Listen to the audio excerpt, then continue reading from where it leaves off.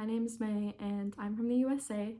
I'm on exchange in Chile right now. I'm 7 months into my 10-month exchange, so I only have about 3 months left.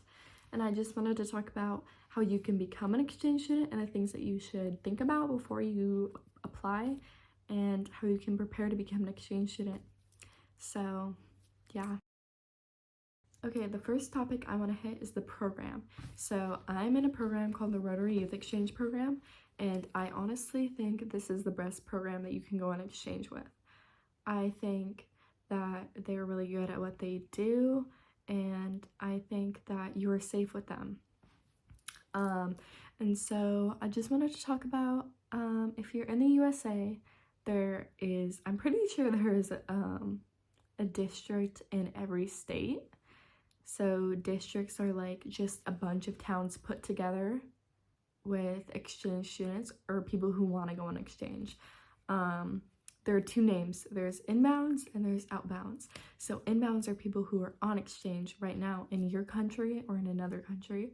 And then outbounds are people who are trying to go on exchange or are about to go on exchange. So yeah, so basically to get a part of it, you just should ask your school counselor about going on exchange and about a Rotary Club. They probably have one in your town if you're in the USA. I know that they also have clubs like all around the world. It's a really big thing.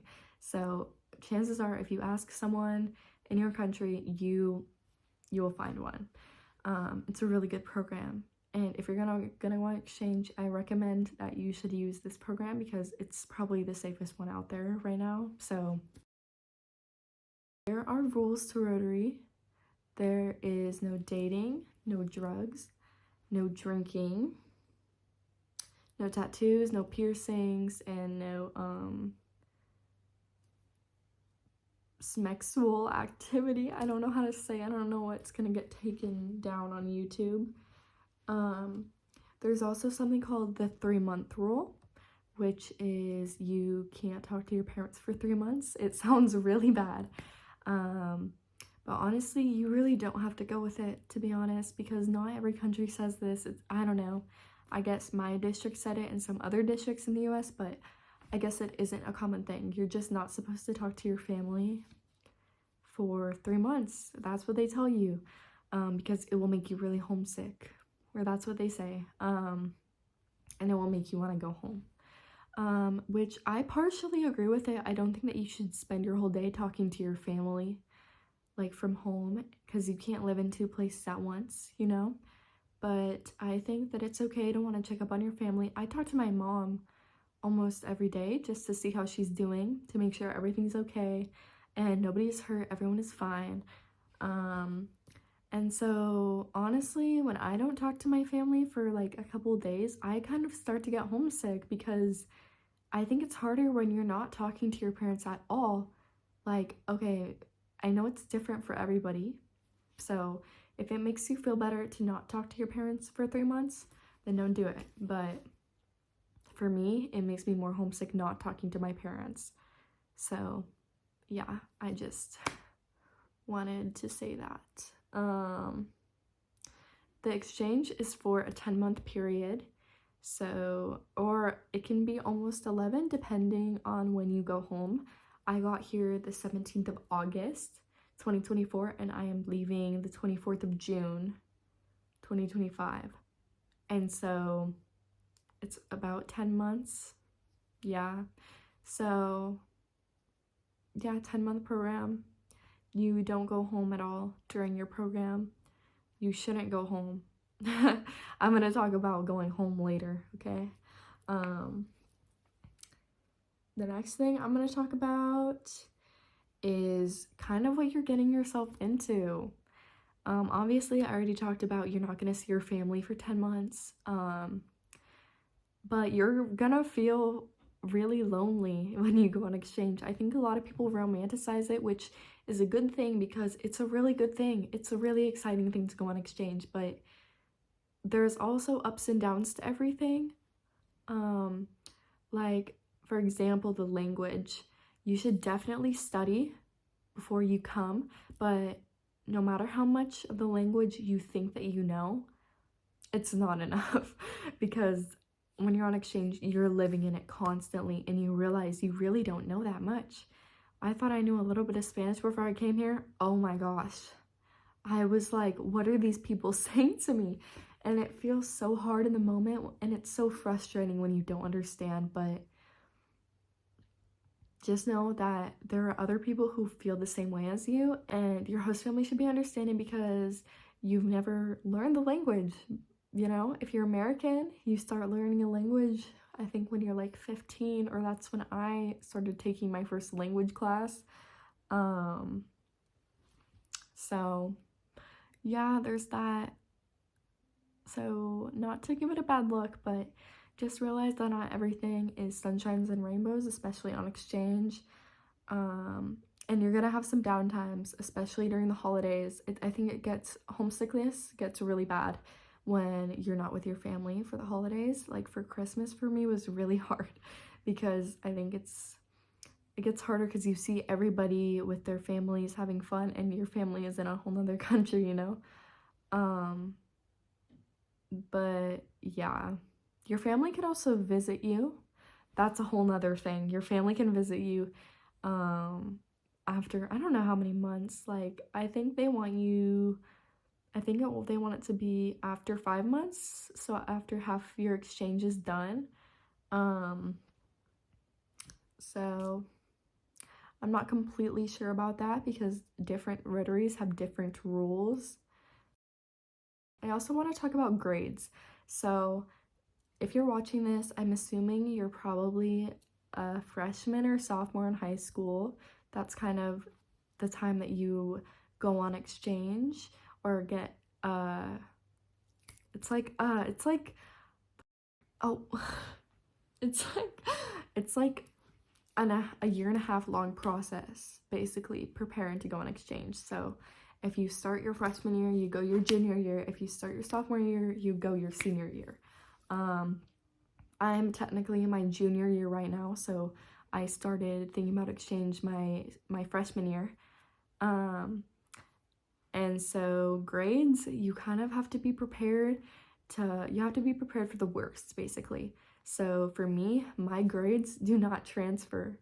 So any grades I get here do not transfer over to my American school.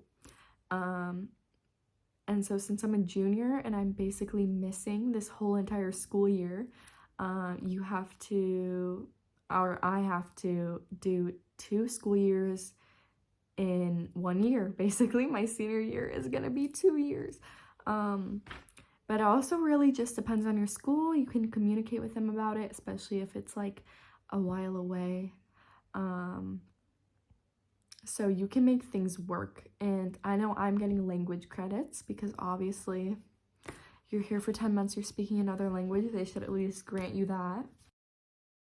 I want to talk about the price. It depends what country you go to. I don't know how many countries. I think there's like around 20, maybe more. I don't know because it depends what country that you're from to which ones you can go to. But it depends which one you go to, depends how much it is. Usually you only pay for the tickets there and back, and you have a $500 emergency fund in case something goes wrong. But there is also some trips. I think usually there's about 3 optional trips you can go on, which they're optional, but I really strongly believe that if you're going on exchange, you should get the full experience and you should go to all of them. So I don't know how much, I don't know. It depends where you are again because, you know, not everywhere is going to have the same price, but they're usually around thousands of dollars, like below 5,000, but the thousands, I think.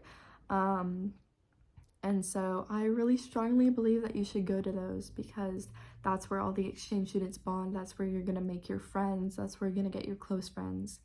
And so I really strongly believe that you should go on those. And you also get a monthly allowance from your Rotary Club. I think you get around $50 to $120, $180 USD a month. It depends where you are again, depends on the club, because it's pretty much out of pocket from the club, just to buy your stuff that's necessary, shampoo, food, if your host family, like, usually your host family will provide these things for you, but it's just spending money for stuff that you need if something goes wrong. I wanted to talk about host families. Usually with Rotary, you have 3 host families, your whole exchange, so it's like you roughly change every 3 months. And let me say, living with host families is pretty hard, and it's nothing against the families. I've had really great families, but it's just really hard when you're living somewhere that's not your home, and you get used to it, but it's just hard. You're living with people you don't really know, like, you don't really know them, but let me say, they've all been background checked, and most of the time they have kids who are on exchange, so they're like, what is it called? Oh my gosh, I'm forgetting my English words. They have to host, basically. It's necessary for them to host because their kid is in another country. I know that in America, that is not, that's not required.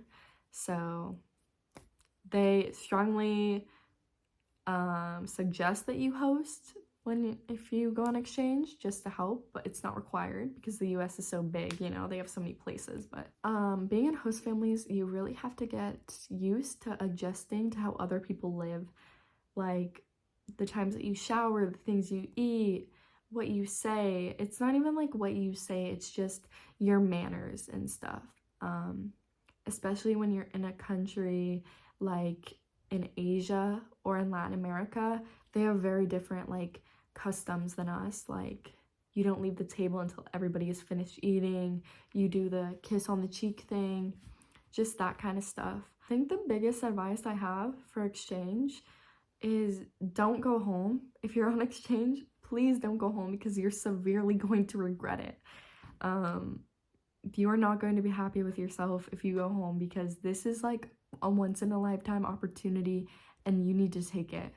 And no matter how bad you want to go home and how much you feel like, oh my gosh, I don't want to be here, you need to do this. You've committed. This is a commitment. You can't just give up. And just remember that you are going to see your family again. I understand going home if something happens to your family, but you're going to see your family again. It's only 10 months. When you think about it, it's really not that long. You don't realize how short 10 months is until you're an exchange student and that's all you have. So I think that's my biggest advice. Don't go home, please. That's basically all I wanted to talk about. And if you have any other questions, just ask me and I can definitely go into more detail on anything in another video, but that's just kind of the basics of it. So thank you for watching.